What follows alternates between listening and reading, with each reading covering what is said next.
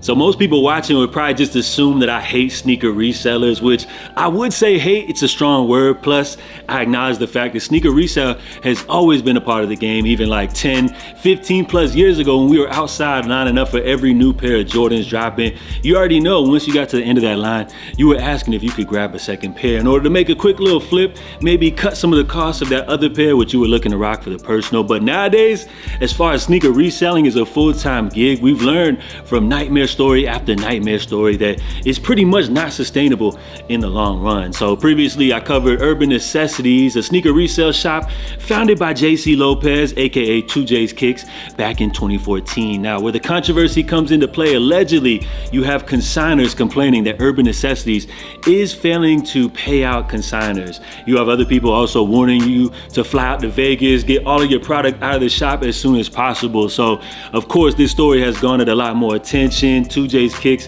has responded to what's happening, giving us some insight behind the scenes. So before we get into all of that, we got to introduce a new character into the mix here. We have Dominic Chabrone, or better known to most people as the Shoe Surgeon, which according to the LA Times started customizing shoes in his parents' garage in Santa Rosa, California, using his grandmother's sewing machine. He initially focused on customizing Air Jordans and Air Force Ones, sparking interest among his classmates. He learned the fundamentals of shoe repair and construction by working with a mentor in a shoe repair shop. This is where the Shoe Surgeon experimented with various materials, including leathers, and developed his skills in sewing. So of course his work gained attention through social media, particularly through Instagram. He gained recognition for his unique designs and use of high quality materials, leading to collaborations with celebrities like will.i.am, Justin Bieber, and LeBron James. The Shoe Surgeon moved to Los Angeles to establish a studio, Surgeon Studios, which accommodated his growing business. The studio has expanded its team and capabilities, offering a range of services from design to marketing.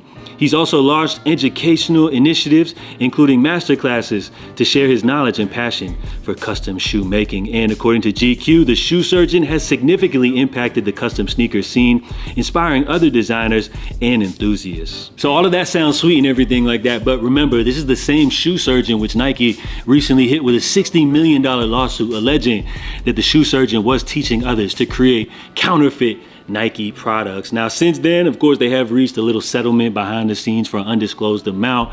But when it comes to 2J's Kicks responding to all of the allegations, everything happening at Urban Necessities, he has given us some insight at what's happening behind the scenes. Now, he responded to everything in a series of lengthy Instagram live videos, but thankfully enough, Nice Kicks has given us a little summary of the timeline of events which took place between the Shoe Surgeon and 2J's Kicks. So it reads, in May of 2022, 2J's meets the Shoe Surgeon as well as his business partners at SneakerCon. Now, this was after his wife was recently diagnosed with cancer. She also is his business partner. They were saying that as far as like the chemotherapy and all the stress dealing with her cancer and everything, the business was expanding too big and they needed some help to, of course, run operations. So by November of 2022, after months of informal collaborations, 2J's finalized a deal with the Shoe Surgeon. But then in June through July of 2023, 2J's realizes he has no operational authority, yet still carries legal liability for the company after being reclassified as an employee. So that's wild. Then in September of 2023, Urban Necessities revises its consignment agreements and other operational policies. November of 2023, 2J is asked to be bought out from the UN due to irreconcilable differences in contract breaches. Then December of 2023, 2J's accepts the first buyout offer and signs the paperwork, but Shoe Surgeon Worldwide does not. So then that takes us to May 2nd of 2024. Urban Necessities terminates 2J's employment, preventing visibility on the brand. Company email deleted. So that's when we started to notice that 2J's was no longer visibly with the Urban Necessities brand, which left a lot of people puzzled. But then a lot more questions came about as well. So then October 8th of 2024, 2J signs documents to walk away from Urban Necessities for $0. Yet Shoe Surgeon Worldwide again refuses to sign.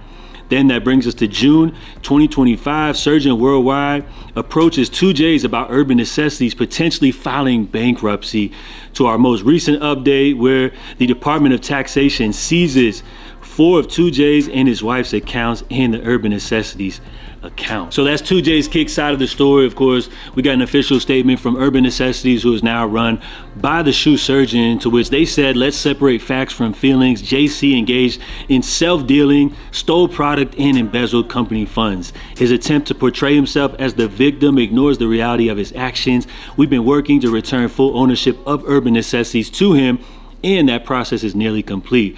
We're grateful for everyone who supported us in the brand. We still wish the best for the entire team and all those involved, but we won't stay silent in the face of false narratives. So this story is wild. It feels like low-key it needs its own Netflix documentary of its very own, and we know the story is far from being finished. Now, depending on what side of the fence you're on, whether it's 2J's Kicks or if you're rocking with the shoe surgeon, you may have a different opinion, but one thing I would say, it kind of feels like we got shady business happening on both sides of things. Now, the other day when I brought up the video about 2J's Kicks origin story, a lot of people were calling cap on his like humble beginnings and his origin story. So it'll be interesting to see what people think about the shoe surgeon. Plus, when it comes to social media, it seems like 2J's Kicks, he's getting a lot of support from a lot of high profile big figures in the space. So we'll see how everything unfolds. Let's not also forget that when it comes to like all of this controversy, it seems like things have been amplified and a lot more people have complained about not being paid out by Urban Necessities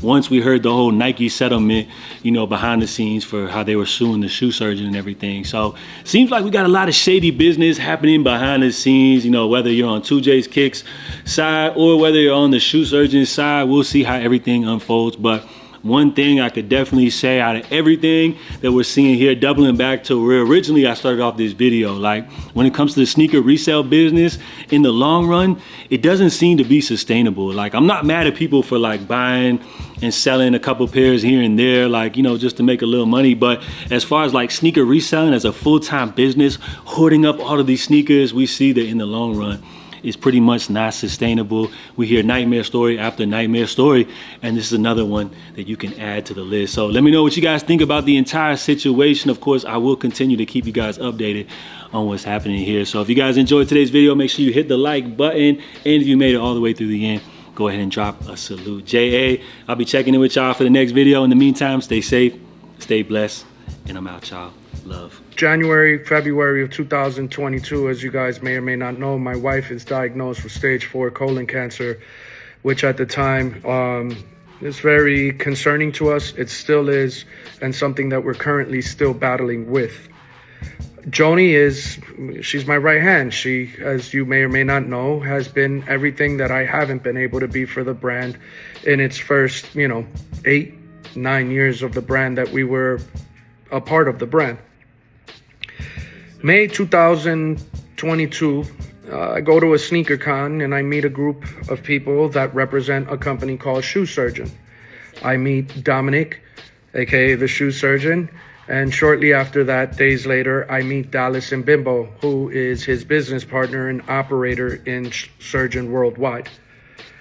Over the next month, we start negotiating and talking through what it looks like to, help me run Urban Necessities because of my concerns of it being a little bit bigger than I can take on by myself, given the tools that we had, and my focus being on Joni and her health issues.